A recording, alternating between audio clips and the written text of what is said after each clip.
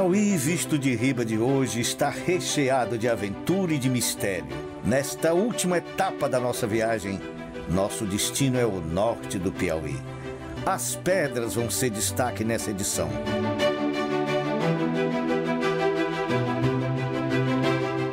Vamos sobrevoar as rochas que atraem turistas, escondem verdadeiros paraísos naturais, impulsionam o ecoturismo e juntos vamos descobrir as lendas e histórias reais dos nossos antepassados presentes em cada um desses locais. Todos abordam porque a nossa viagem está só começando.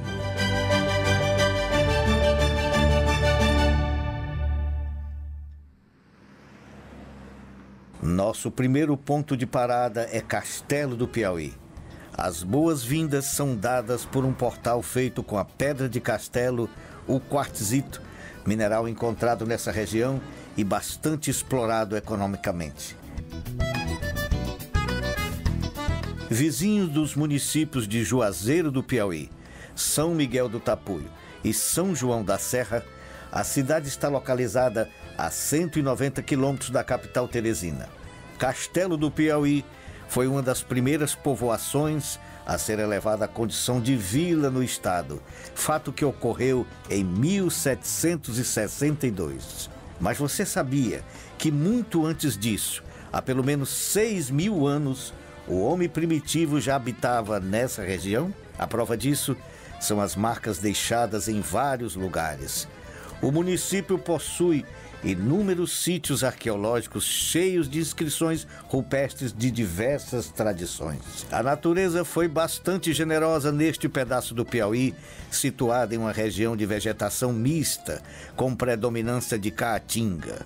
A cidade abriga várias formações rochosas curiosas que aguçam a imaginação de quem as vê. Formado por vegetação de transição entre a caatinga e o cerrado, é composta em sua maioria por chapadas, faveiras, macambiras e cactos típicos da região, como xique-xique e mandacaru. A produção de cana e seus derivados são uma fonte de riqueza para a cidade de Castelo, que realiza o Festival Cachaça Fest e outros eventos relacionados à bebida e que impulsionam o agronegócio, artesanato, cultura e turismo. A área que corresponde à cidade de Castelo do Piauí, antigamente denominado de Rancho dos Patos, pertenceu inicialmente à freguesia de Santo Antônio do Surubim, atual cidade de Campo Maior.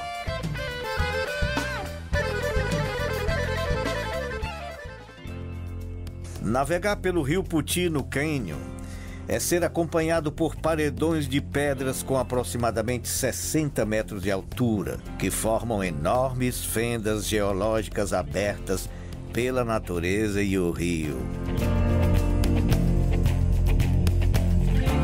Em alguns trechos, as margens dos paredões praticamente se encontram, formando grandes cavernas com variadas formas e texturas que foram moldadas pela água, completando um cenário de atmosfera ancestral.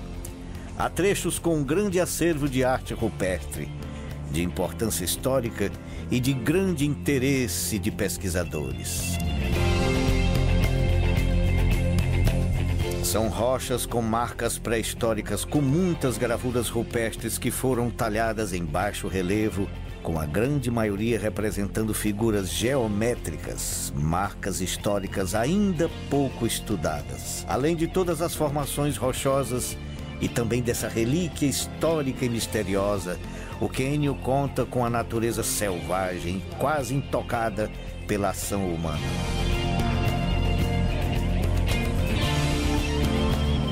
Ao andar e navegar pelo local, você se depara com muitas plantas entre as pedras e uma vegetação de transição entre a caatinga e o cerrado, além de ver muitos animais como lagartos, roedores e diversas aves.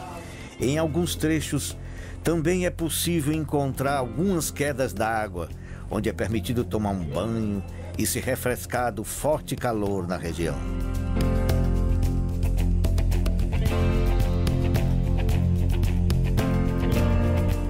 Em 2017, o governo estadual publicou um decreto que criou o Parque Estadual do Cânion do Rio Poti, compreendendo uma área de mais de 24 hectares de superfície e de 118 de perímetro.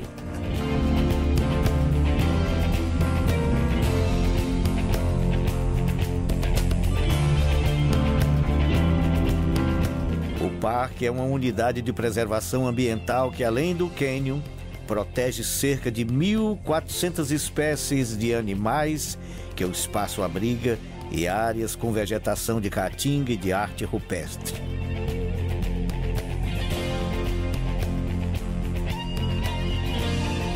Em 2016, a Unesco já havia sinalizado em transformar o cânion do Rio Poti e a natureza ao redor em um geoparque.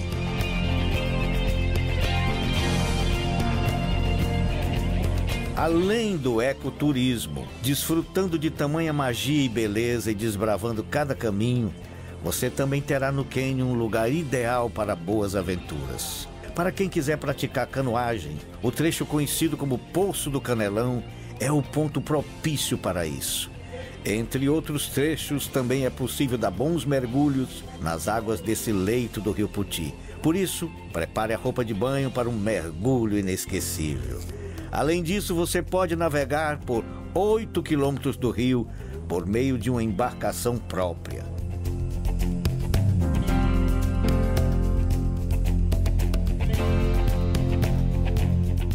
Outras atividades como rapel, trekking, slackline e também a possibilidade de acampar são outras opções para os visitantes aproveitarem ao máximo cada detalhe.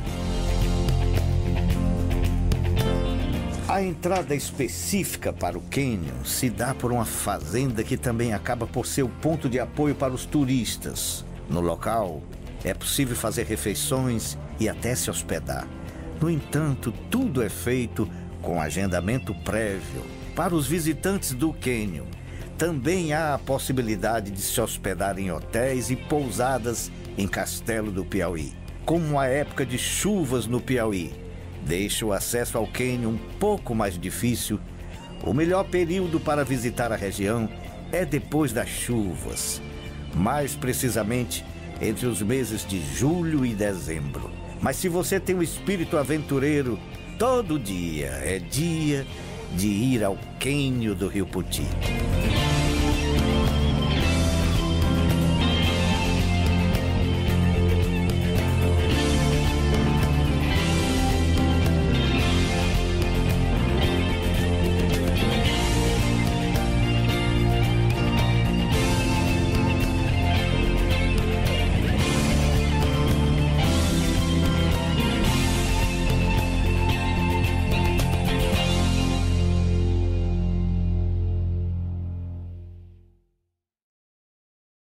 A partir de agora vamos explorar uma terra piauiense cheia de história, artesanato e sítios arqueológicos.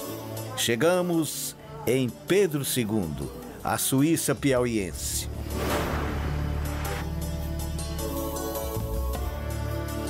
A cidade também é conhecida como a Cidade Imperial e é um tesouro piauiense, localizado na Serra dos Matões.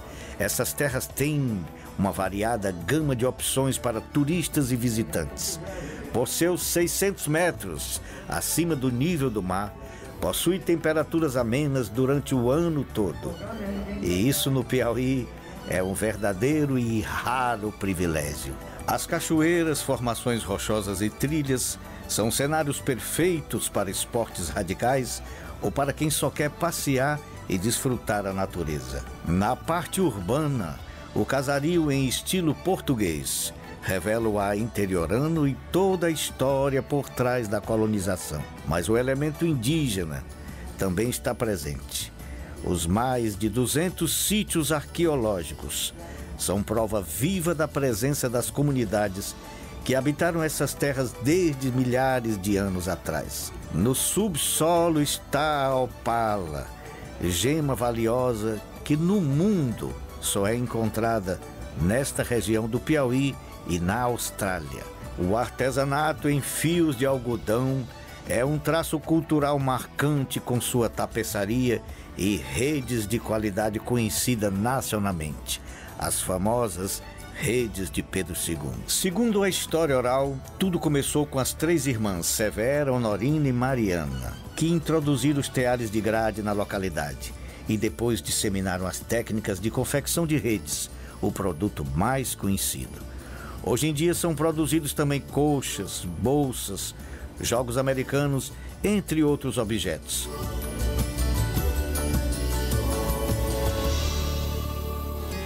Não olhar pro tempo, o pensamento voa, você lá, eu cá. Para quem gosta de boa música, há o Festival de Inverno, que ocorre desde 2004. Anualmente, no feriado de Corpus Christi, unindo todos os potenciais do município, ecoturismo, artesanato, esporte e a música, com shows de artistas locais, nacionais e internacionais. Ela diz que apesar de tudo ela tem sonhos. Ela diz que um dia a gente há de ser feliz, feliz, feliz. Diz que apesar de tudo ela tem sonhos. Ela diz que um dia a gente há de ser feliz, se Deus quiser. O acesso à cidade se dá pela BR-343. Também é possível vir do Ceará por Crateús, pela mesma BR-404.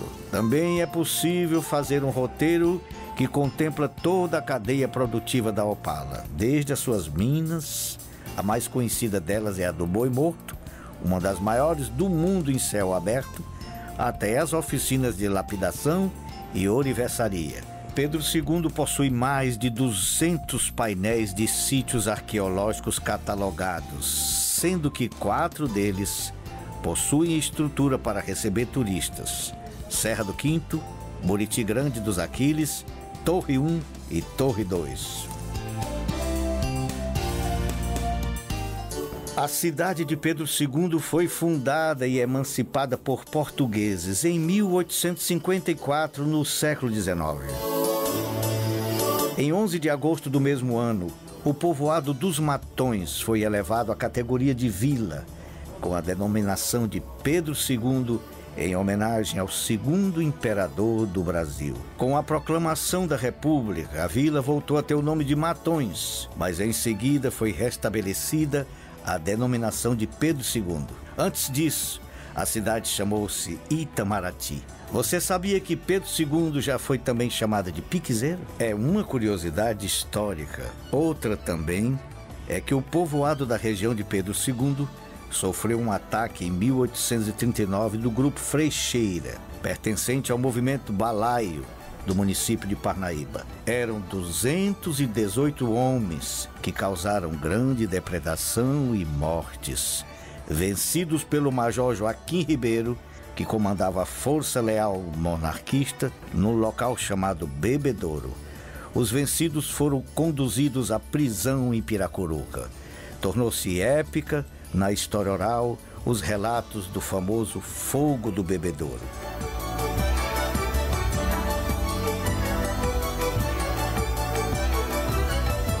Que tal começar nosso tour pela Suíça piauiense, sobrevoando a Igreja Matriz? Esta é a igreja de Nossa Senhora da Conceição.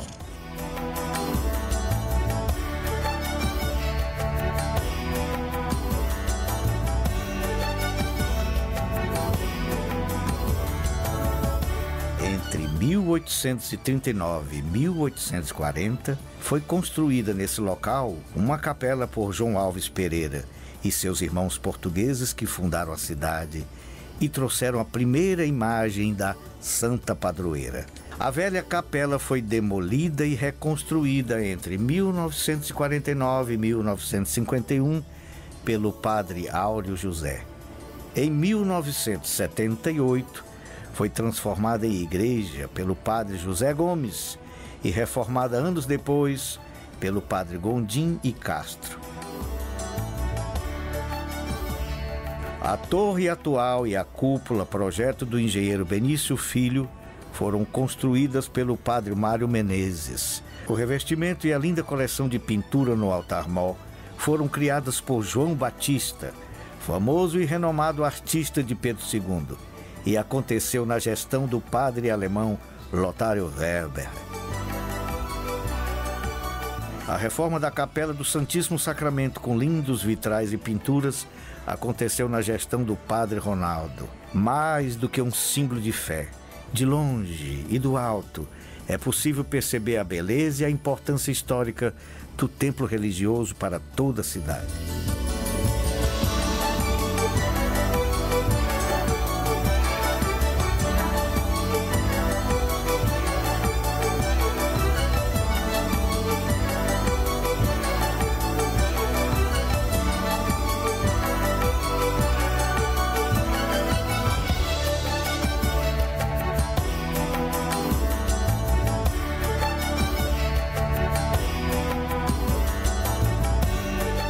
Juntamente com as riquezas naturais, culturais e gastronômicas, não poderia faltar em Pedro II as edificações históricas.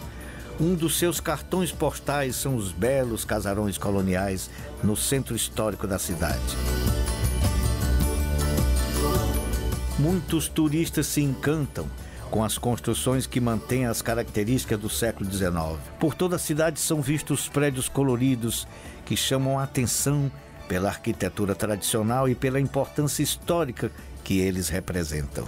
A maior parte dessas edificações pode ser localizada no centro. Muitos deles servem como órgãos públicos do município.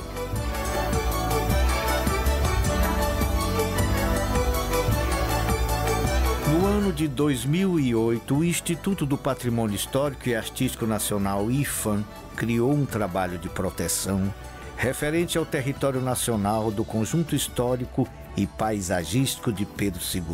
A maior parte dos prédios públicos da cidade chamam a atenção. A cidade imperial, como é conhecida Pedro II, tem diversos imóveis seculares que podem ser visitados e que são também marca registrada da cidade.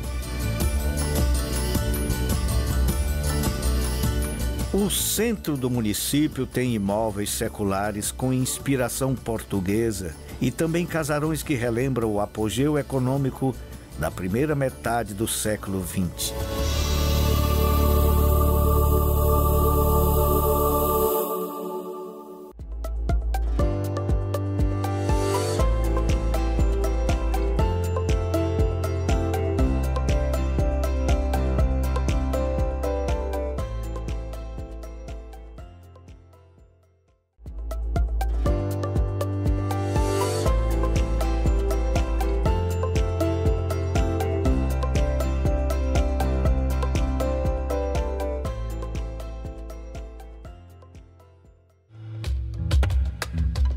No Centro Histórico de Pedro II também se destaca o Memorial Tertuliano Brandão Filho, que guarda um acervo de imagens e documentos da cidade. O palacete, construído em 1925, possui linhas neoclássicas marcantes. Foi residência do coronel Tertuliano Brandão Filho, onde morou ali até o seu falecimento.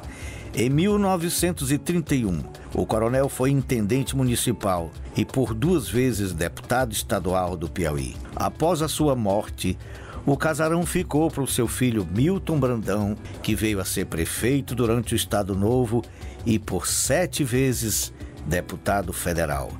Milton Brandão faleceu em 1985 e deixou este prédio em seu testamento para o governo do estado. O imóvel foi doado para abrigar em seus espaços o Centro Cultural de Pedro II, a fim de concretizar esse objetivo. No ano de 1987, a Secretaria de Cultura do Estado promoveu a restauração do imóvel, visando resguardar as características originais de tão grande patrimônio arquitetônico. O memorial foi inaugurado em 10 de março de 1987 pelo então governador do Piauí, José Raimundo Bona Medeiros. O prédio, montado pela arquiteta Alcília Afonso e pelo artista plástico Nonato Oliveira.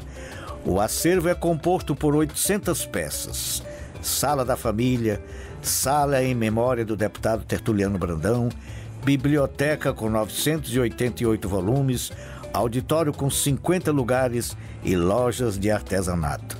Quando passar pela cidade, vale a pena fazer uma parada para conhecer um pouco mais da história da cidade e também do nosso estado. Ainda estamos no Centro Histórico de Pedro II e por aqui também vale a pena você dar uma passada no Mercado do Artesão.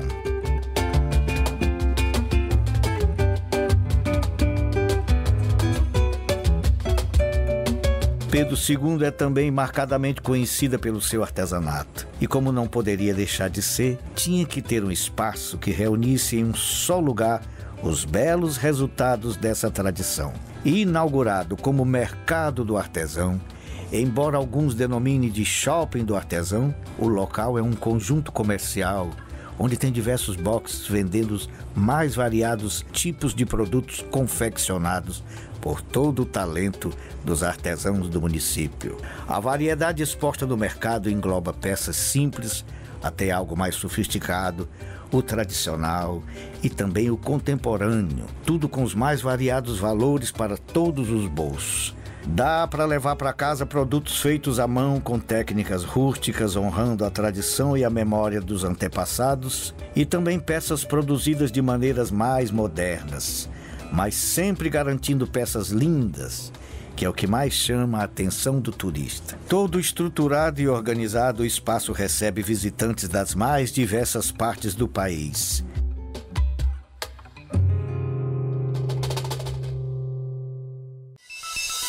Para quem passar por Pedro II, aqui é parada obrigatória. Estamos no Mirante do Gritador.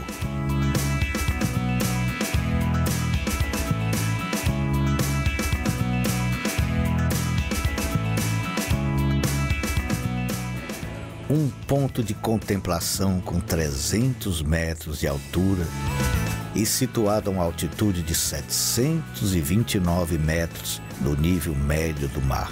E por que o nome Gritador? Nós convidamos você a gritar quando estiver por lá. O eco do seu grito vai se repetir.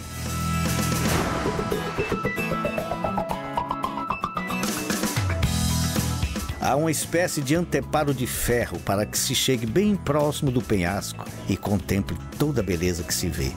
É de tirar o fôlego. Sensação única da imensidão e grandiosidade da natureza que se forma bem à sua frente. Aqui também rende um bom pôr do sol que eu tenho certeza de que você vai levar para sempre na sua memória. O local oferece uma visão magnífica dos vales, divididos entre Pedro II e os municípios de Piracuruca, São João da Fronteira e Domingos Mourão.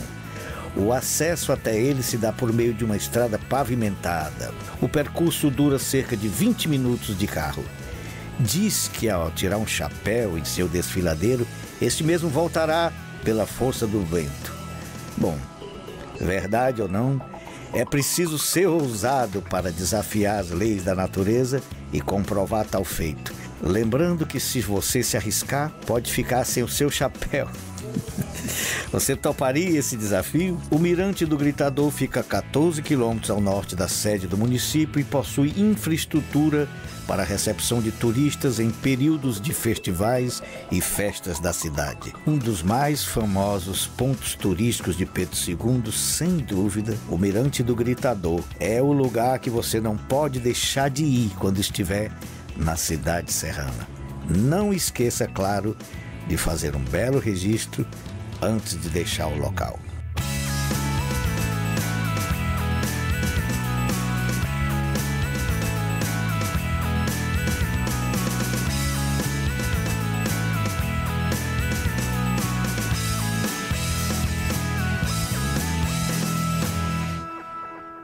Pedro II tem várias trilhas e estradas vicinais que são usadas para esportes como ralis, enduros e competições de corrida em meio à vegetação de cerrado, caatinga e mata atlântica.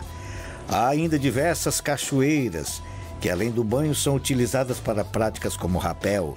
Entre elas se destacam a Cachoeira do Salto Liso e a Cachoeira do Urubu Rei, para onde a gente vai agora.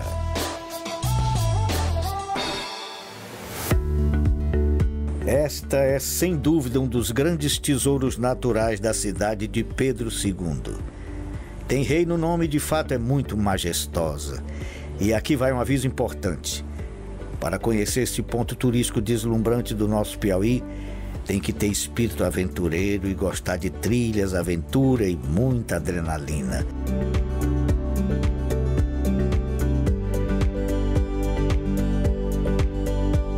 A Cachoeira do Urubu-Rei está localizada na região da Serra do Gritador, bem próximo ao Mirante do Gritador, que a gente acabou de visitar. A cachoeira fica especificamente na localidade Arara, a 16 quilômetros da área urbana do município. O percurso até Urubu-Rei é feito em terreno com mata fechada, às vezes íngreme e cheio de pedras. O acesso é de dificuldade média e são 2 quilômetros de caminhada, totalizando 30 a 50 minutos de duração. Antes de encarar essa aventura, prepare o tênis, água e, se puder, até um lanche, para que você possa ir preparado da melhor forma para encarar esta aventura. Também nunca é demais avisar para não deixar lixo no local e deixar esse patrimônio natural sempre bem preservado. E outro recado muito importante: é essencial que você vá na companhia de um guia de turismo. A rota tem grandes chances de você acabar se perdendo ou encontrar com algum animal na mata. Há trechos também com acesso bem difícil. Por isso é muito importante também que você faça o acesso acompanhado de uma outra pessoa. Você com certeza vai recuperar o fôlego quando se deparar com aquela imensidão escondida entre a mata. Assim que vai chegando, as árvores se descortinam e apresentam o espetáculo Cachoeira do Urubu-Rei. São 76 metros de queda d'água que fazem dela a maior cachoeira do Piauí. É de fazer quase a vista perder o alcance. Além de toda essa importância e imponência, uma das melhores qualidades: tem água o ano todo.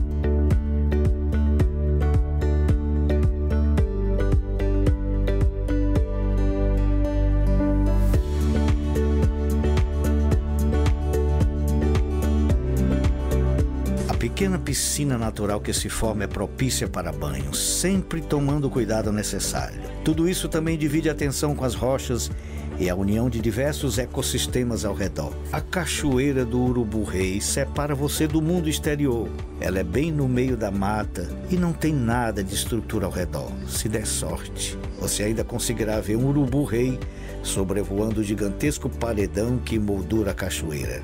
Uma oportunidade de você se conectar com a natureza da forma mais sublime, com a sensação de que está longe dos grandes centros urbanos e da correria do dia a dia. Por isso aqui, apenas tranquilidade orquestrada pelo barulho sempre presente das águas da cachoeira. Não pode haver coisa melhor. Você não pode deixar de tomar um gostoso banho debaixo da queda d'água, mergulhar na piscina natural e sentir a energia da natureza. A água bastante fria vai ser a responsável pela recuperação das suas energias para encarar o caminho de volta. Mas quem pensa de voltar de um local tão mágico e encantador, não é mesmo? Antes de deixar o local, além de fazer um belo registro, tente apenas admirar cada canto feito ao bel prazer da natureza, a vegetação que cresce nas rochas úmidas,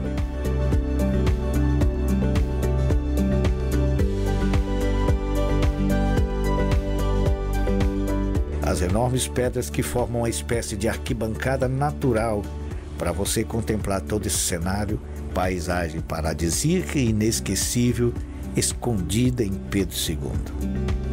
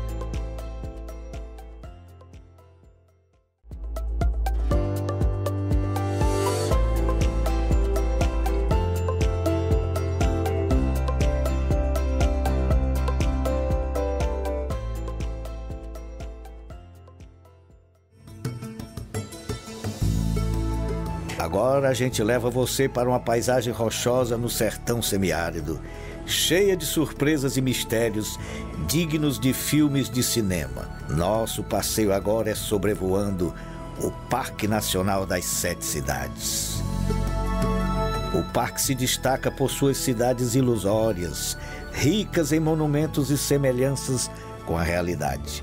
Daqui a pouco, vou desafiar vocês a visualizarem pessoas, objetos e outras coisas a partir das pedras. Esse cenário paradisíaco já foi mencionado por diversos escritores que atribuem a construção das 7 cidades de pedra às forças não naturais.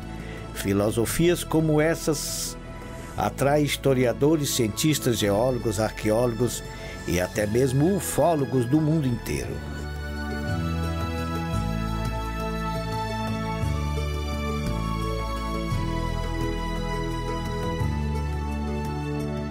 O Parque Nacional de 7 Cidades é uma unidade de conservação brasileira, localizada em área de transição entre o Cerrado e a Caatinga. São 36 quilômetros de proteção integral à natureza, situados em Piripiri, na região norte do estado do Piauí. Fica a 130 quilômetros de Parnaíba e recebe em média 25 mil visitantes por ano. A área do Parque de 7 Cidades compreende 7.700 hectares e ocupa mais de 70% do município de Piracuruca e mais de 26% do município de Brasileira. Como o próprio nome já sugere, o parque reúne 7 cidades imaginárias, nome dado a 7 grupos de formações rochosas. O passeio pelo parque será acompanhado por aves voando no céu ou descansando sob as árvores, dando mais cor à visita. Um paraíso natural e misterioso escondido no interior do Brasil. A área aberta à visitação inclui o circuito das cidades, quando são vistas as 7 cidades de pedra, o circuito das águas e a trilha Sambaíba, um caminho entre a vegetação nativa com espécies características da composição florística do parque. Os percursos são alternativos e podem ser feitos em jardineiras, bicicletas, tetraciclos e até mesmo a pé, sempre com o acompanhamento de um dos guias oficiais credenciados pelo parque. Antes de mergulharmos nas belezas e mistérios de cada uma das cidades, conheça conosco um pouco da história do local. A primeira notícia oficial sobre 7 cidades data de 9 de dezembro de 1886, proveniente de um artigo de J. Avelino intitulado Cidade Petrificada no Piauí, 7 Cidades.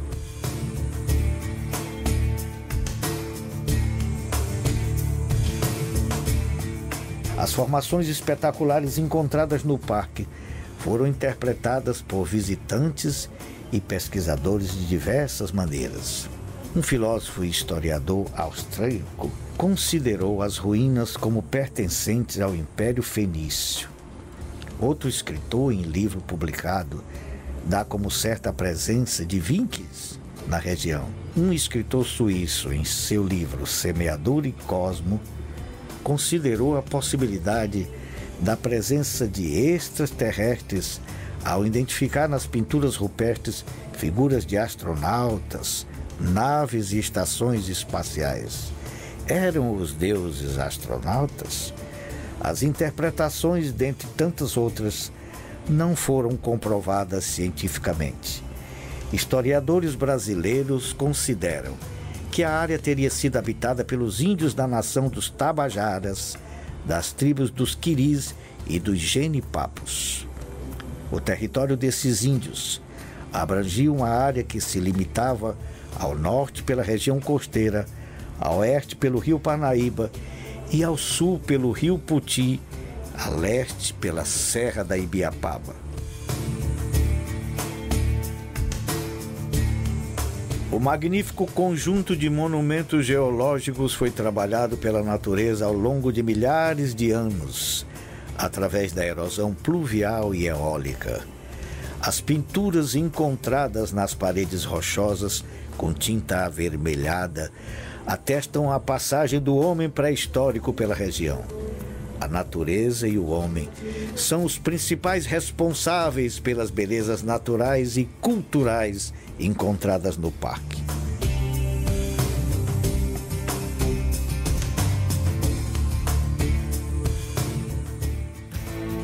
A viagem rumo ao circuito das 7 cidades começa pelo centro de visitantes, onde é possível encontrar informações sobre o parque e um guia para acompanhá-lo. A visita sem guia não é permitida no local. Por isso, para conhecer o parque, antecipe-se e agende com um dos guias de turismo credenciados. É possível fazer o trajeto a pé, de bicicleta ou de carro, e essa visita não segue uma sequência ordinal. A visita não necessariamente começará pela cidade número 1 até a 7ª. O calor é bastante intenso e praticamente o ano todo. Não esqueça de carregar consigo sempre uma garrafinha de água, usar bastante protetor solar e roupas adequadas. Você realmente vai precisar.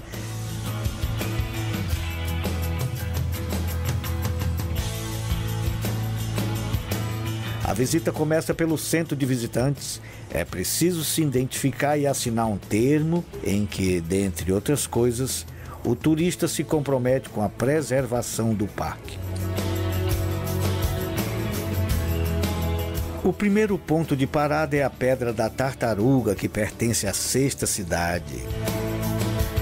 A formação da rocha moldada pela ação dos ventos e das chuvas ao longo de milhares de anos deram esse aspecto parecido com um casco de uma tartaruga.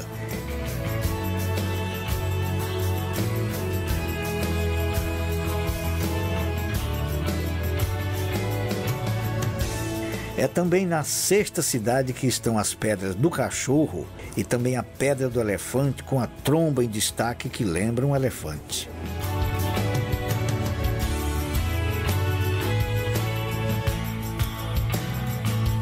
Avançando, chegamos à Pedra do Americano, que pertence à 2ª cidade.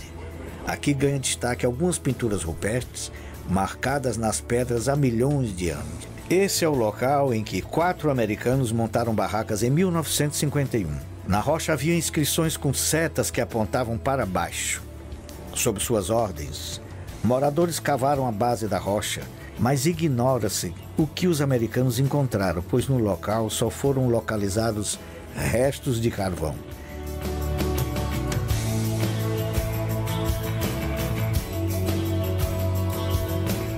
Aqui também é onde a gente encontra a Pedra da Cobra, que recebe esse nome devido à similaridade com a serpente.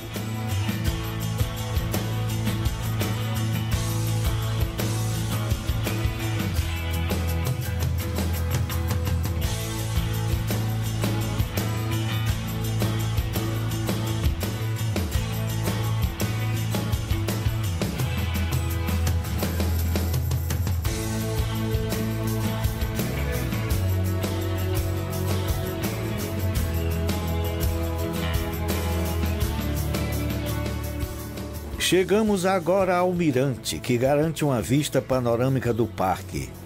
Esse é o ponto mais alto de 7 cidades, com altura de 82 metros. É um local privilegiado, com pedras a perder de vista. Vale uma bela foto, mas vale também ficar assim, apenas admirando tamanha grandeza natural.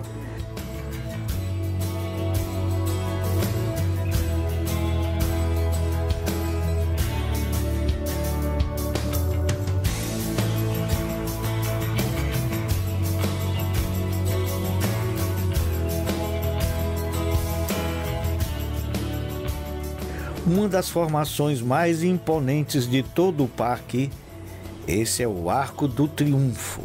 A rocha lembra o arco francês e é um dos atrativos mais fotografados.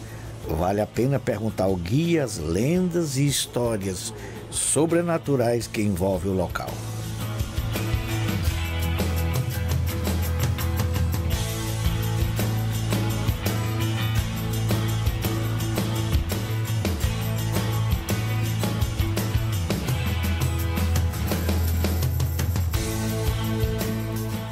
Nosso sobrevoo agora é na quinta cidade, por isso também ganham destaque as pinturas rupestres.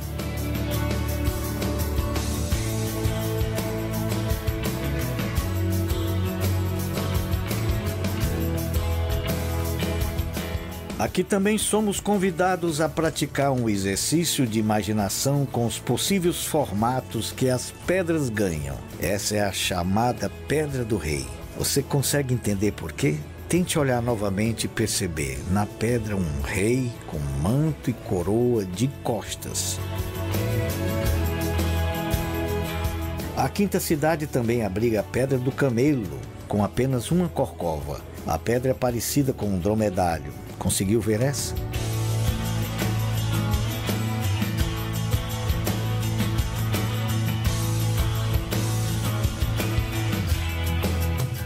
Com a orientação do guia de turismo, vale a pena também uma parada na Caverna do Catirino, local onde morou o curandeiro das 7 cidades, José Catirino.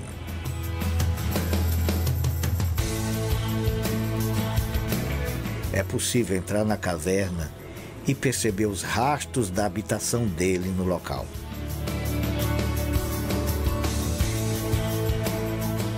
Sobrevoamos agora a quarta cidade. Aqui é possível admirar o beijo do lagarto.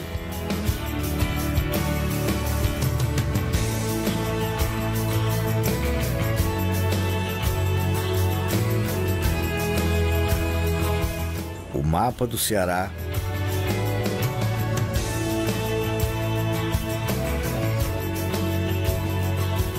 E também o mapa do Brasil, formados por uma abertura na rocha sem divisão dos estados, com o estado do Ceará em destaque no outro lado. Conforme se atravessa a abertura, os mapas mudam.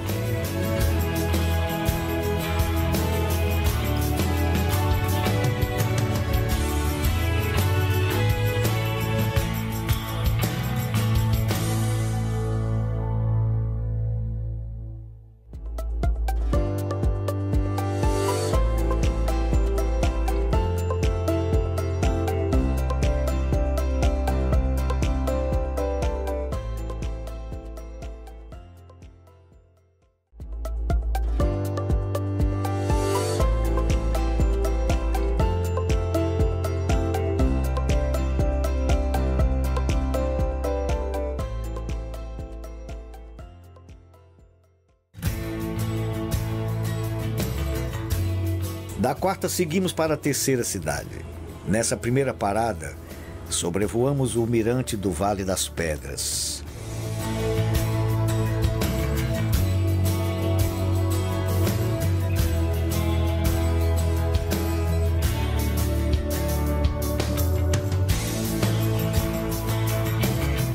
Na terceira cidade é possível avistar também a formação rochosa que ficou conhecida como a Cabeça do Soldado. A partir daqui o turista avança mais um pouco, ainda na terceira cidade, para chegar num dos cartões postais do parque, que é a Cabeça de Dom Pedro. A rocha é parecida com o perfil do rosto do imperador Dom Pedro I. Essa é uma das pedras que tem mais similaridade com a realidade. E é uma parada obrigatória para turistas e visitantes. A rocha faz muito sucesso o ano inteiro e é uma das mais fotografadas em todo o parque. E você, achou parecida também? A terceira cidade também tem uma rocha que lembra o mapa do Brasil. As rachaduras surpreendentemente lembram os estados brasileiros.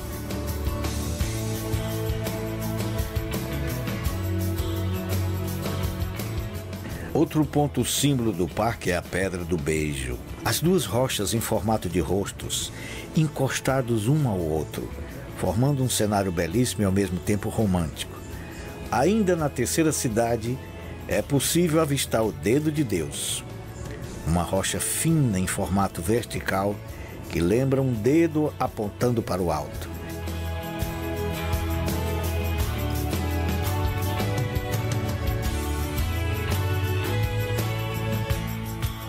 Bem próximo está a Pedra dos Três Reis Magos. Quem lembra? Os 3 reis magos de costas, ajoelhados. Quase ao lado está a Pedra do Pombo ou a Pedra do Galo, que lembram uma ave sobre uma rocha. Nosso exercício de imaginação não para por aqui. Sobrevoamos agora as formações rochosas da 7ª cidade. Esse é um dos principais destaques. Uma pedra que lembra um dragão chinês.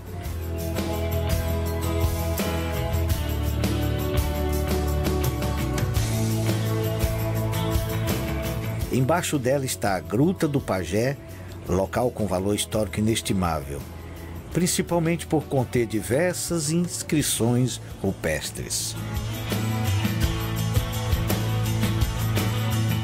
Ainda na 7ª cidade, peça ao seu guia para levar você até o Mapa do Piauí. Uma formação rochosa também surpreendente, escondida na mata seca.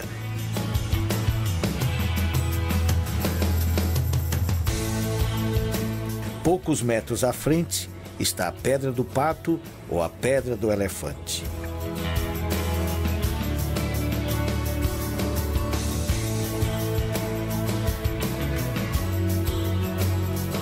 Por fim chegamos à primeira cidade. Nossa parada agora é na Piscina dos Milagres, conhecida por esse nome por possuir 22 nascentes que nunca deixaram de jorrar, mesmo em difíceis anos de seca. O local traz ao mesmo tempo mistério e beleza. O banho no local é permitido, mas é preciso sempre consultar o guia de turismo sobre essa possibilidade.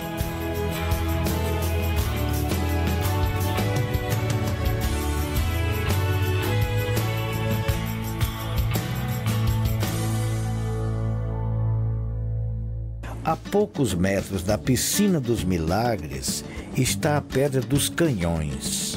É uma pedra formada por arenito ferruginoso, esculpida com relevâncias que parecem troncos de árvores petrificados, lembrando canhões. É um espetáculo incrível.